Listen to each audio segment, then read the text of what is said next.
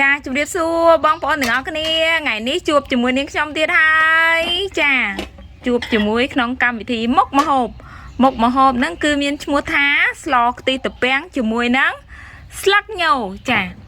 ហើយសម្រាប់សាច់គឺយើងប្រើសាច់មាន់ណាតោះឥឡូវហ្នឹងមកដឹងគ្រឿងផ្សំនិងវិធីធ្វើទាំងអស់គ្នា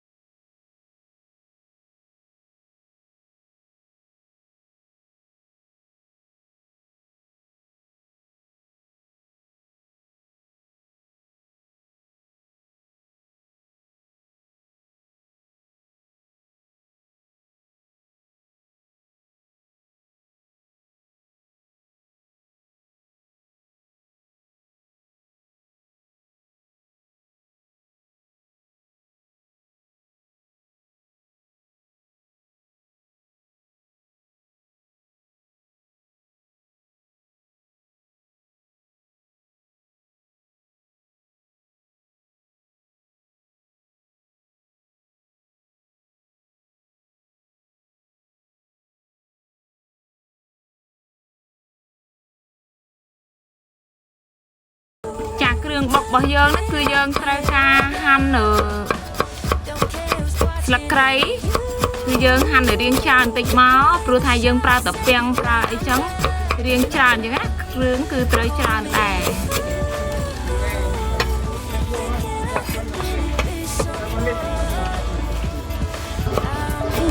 ចាហើយយើងត្រូវការហាន់ស្លឹកក្រូចសើចល្អិតមក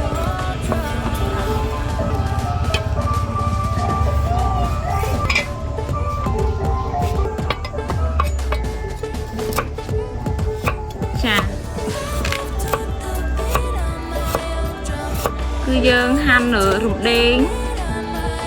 ជាសរសៃស្ដើងអញ្ចឹងណា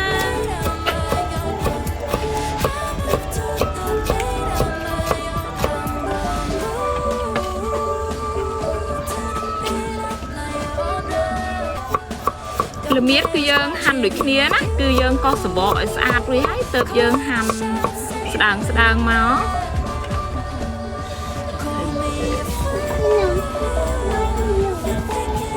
ចាខ្ជាយគឺយើងហែកតំណុំកណ្ដាលចេញរួចហើយទើបយើងហាន់វាអញ្ចឹងណាតែយើងត្រូវលាងសម្អាតវាស្អាតជាមុន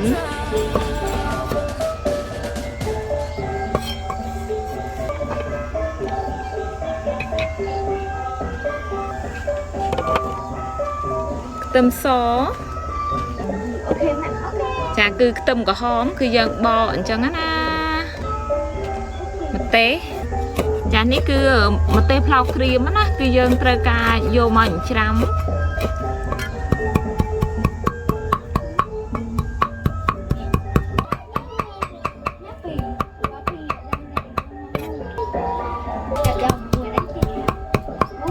ចាបន្ទាប់មកនេះគឺយើងត្រូវការចិញ្ច្រាំប្រហុកខ្មែរណាបងប្អូននេះច្រាំប្រហុកយើងឲ្យវារាងម៉ត់ទៅឬយើងត្រូវការយកទៅបុកជាមួយនឹងគ្រឿងណា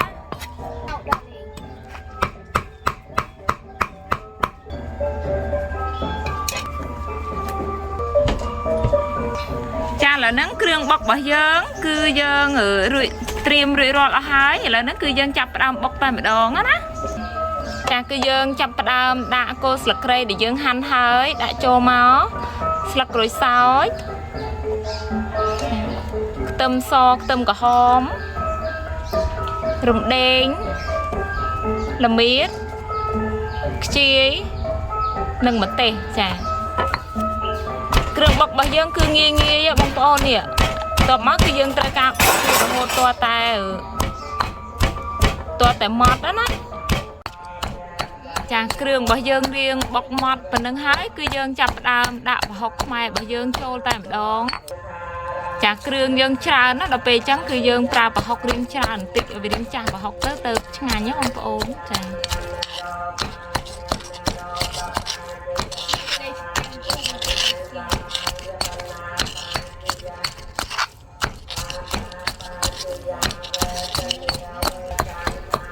រួចរាល់ហើយម៉ត់ហើយ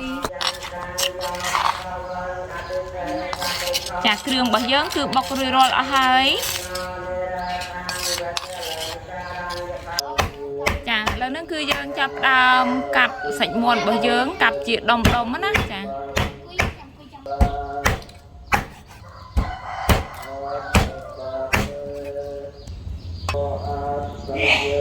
ចាគឺយើងកាត់សាច់រួចរាល់អស់ហើយ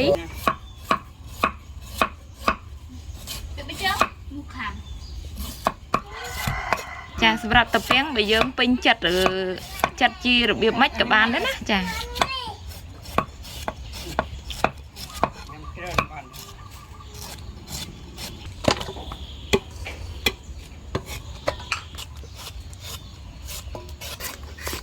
ចាតាពាំងរបស់យើងគឺច្រើនណាស់នេះ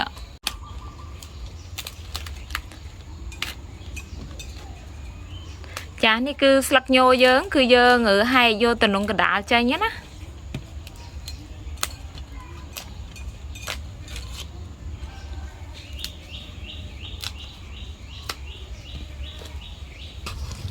នៅពេលដែលយើងហែកទៅក្នុងកណ្ដាលហើយគឺយើងរៀបវាឲ្យស្អាតរួចហើយគឺយើងកាត់កង់ណាចា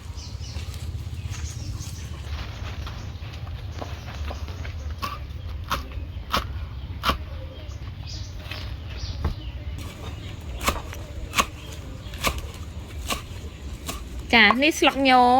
ដែលយើងហាន់រួចរាល់អស់ហើយគឺយើងទុកម្លែកសិនណាចាដងគឺយើងកោសហើយទើបយើងយកទៅច្របាច់យកខ្ទិះណាចា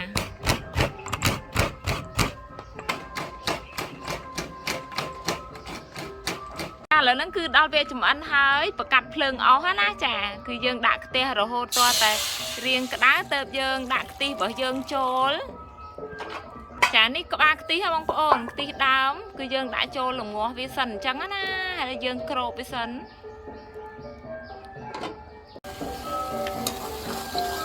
ចាឥឡូវហ្នឹងខ្ទិះរបស់យើងចាប់ផ្ដើមពុះហើយនេះពុះល្អមែនតើណាហើយយើងល្ងាស់វារៀងយូរមួយនាទីទៀតទៅដើម្បីឲ្យវាចេញរបៀបថាចេញប្រេងជាងនឹងបន្តិចណាចា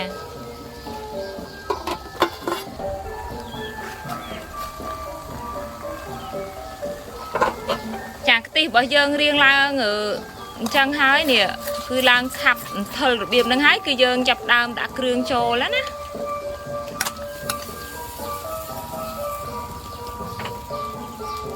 ហើយយើងកូរវាឲ្យរៀងសព្វគ្រឿងមក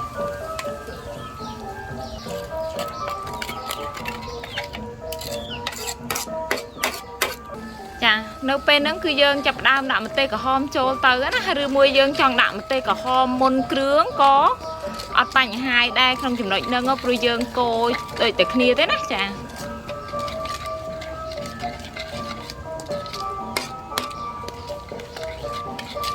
គឺយើងកូររហូតទាល់តែឈ្ងុយ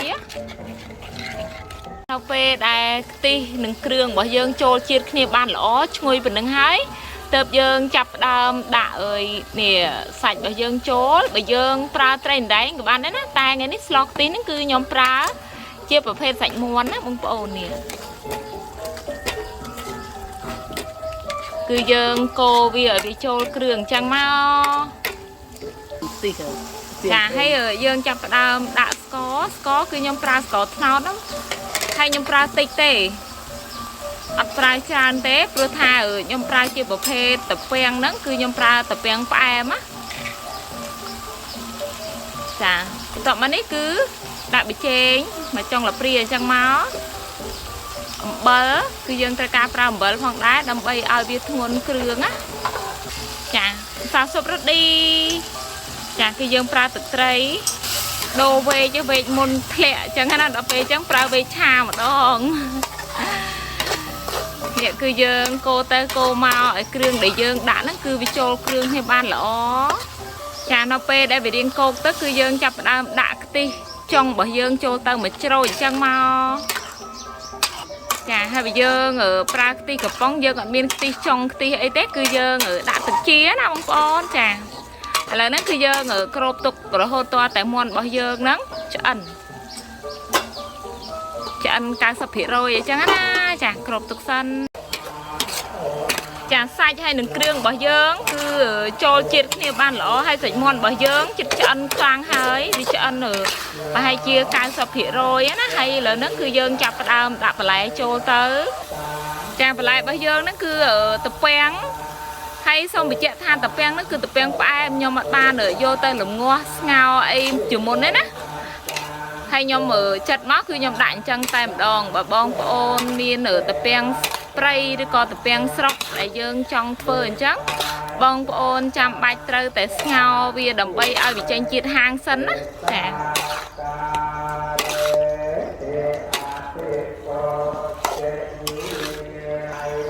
ចានៅពេលហ្នឹងគឺយើងដាក់ខ្ទិះរបស់យើងទឹកខ្ទិះចុងគឺយើងដាក់ចូលមកចាគឺយើងដាក់ខ្ទិះមកឲ្យច្រើនបន្តិចមកខ្ទិះចុងបើយើងអត់មានខ្ទិះចុងគឺយើងដាក់ទឹកជីអញ្ចឹងណាចាឥឡូវហ្នឹងគឺយើងចាប់ដើមគ្របអញ្ចឹងទៅមិនបាច់ចាំកូរទេព្រោះកូរទៅវាខ្ទិះវាធ្លាក់ចុះក្រោមចាត្រពាំងរបស់យើងរៀងផុយប៉ុណ្្នឹងហើយគឺយើងចាប់ដើមដាក់ស្លឹកញណាចាស្លឹកញយើងគឺយើងហាន់ឲ្យលាងចម្រោះទឹកឲ្យស្អាតចឹងមកទៅយើងដាក់ហើយនៅពេលដែលយើងដាក់ផងដែរគឺយើងសកត់ឬយើងកូរផ្នែកខាងក្រោមឡើងលើអញ្ចឹងណា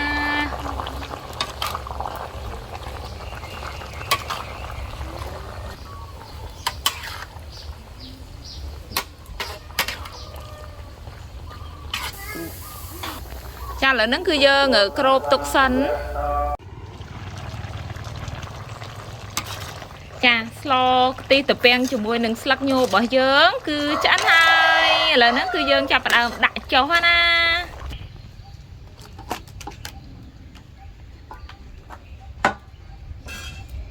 ចានៅពេលដែលយើងដាក់ចុះគឺយើងចាប់ផ្ដើមដាក់ជីក្រហមចូលដើម្បី